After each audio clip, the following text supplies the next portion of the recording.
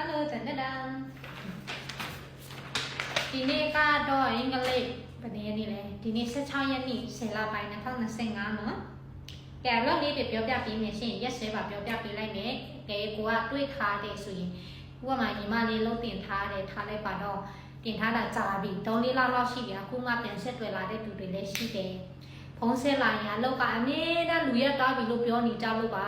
หิมาเลยเปลี่ยนท่าเลยเราเดี๋ยวน้องก็มายัดเสปีท่าเด่นล่ะตีติดต่อมาเลยปีเดียวตีแล้วอย่างนี้ยัดเสยีท่าเด่นนี่ใช่ไหมแต่ทุกตัวเดี๋ยวจะต้องนั่นเลยไปว่าแต่จีไปเนี่ยดูจีมันแต่บุ้มละဒီတခါညီမလေးလို့ပြောရင်တော့ yes ဆက်ပါပြောပြပေးလိုက်မယ်เนาะဒီနေ့က16ရက်နေ့10လပိုင်း2025ဖြစ်ပါတယ်ရှင်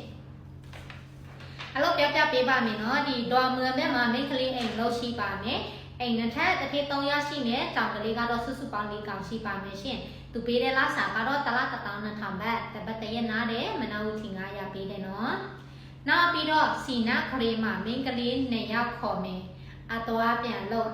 အလုံးကြီးချိန်မနဲ့ရှင်းညငါလာစာတလား1500ဘတ်တပတ်တရက်နာမိန်းကလေး2ယောက်ခေါ်တယ်နော်တထင်း9ယောက်ရှိနေခွေးကလေးတေးတေးလေး2ကောင်ရှိနေအသွားပြန်လို့ပါရှင်စိတ်ဝင်စားတဲ့သူသွားရှင်တဲ့သူရှိတယ်ဆိုရင်ညီမလေးတို့ရုံလာဖောင်းလေးဆက်ရှိမှာအလုံးလာဆက်ထားလို့ရပါပြီရှင်